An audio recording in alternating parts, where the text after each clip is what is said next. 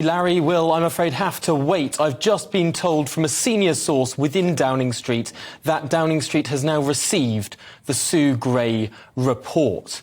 They have received it in full. It is 37 pages long, and we're expecting that Downing Street will go over the report and then publish it fairly shortly. It will be available online, just as the interim report was several months ago. But yes, I can confirm now from a senior source in Downing Street that 10 Downing Street has received the Sue Gray report, and we can expect it to be published in the next few hours. Of course, the Prime Minister is speaking at Prime Minister's Questions from midday and potentially will be making a statement following that, as he has promised to do so. So the details we know so far is that the Sue Gray report has landed in Downing Street. It's complete and it's 37 pages long. OK.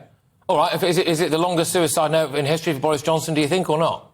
Well, we'll have to wait and see exactly what's in it. Potentially the most damaging parts will not be what's written, pictures, but what is included in terms of pictures. Because so far throughout the whole of this scandal, it's the visceral imagery that has delivered the strongest reaction. So might there be worse pictures than the one that got leaked to ITV News this week? Might they actually be more tame? Might things that have been described as parties look less like parties, or might they look more like parties? I think particularly the pictures will be the key point, and we will bring them to the audience of GB News as soon as we possibly can. No, I get all of that. Is this only a big story if Boris Johnson resigns?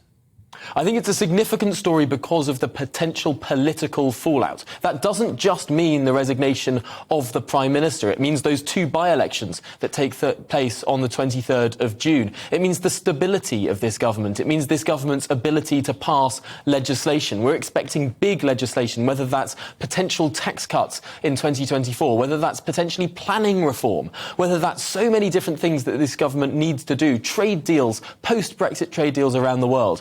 That becomes harder, governing becomes harder, if Conservative MPs no longer want to follow Boris Johnson, even if he remains in power. If his moral authority is weakened, the way our country is governed changes.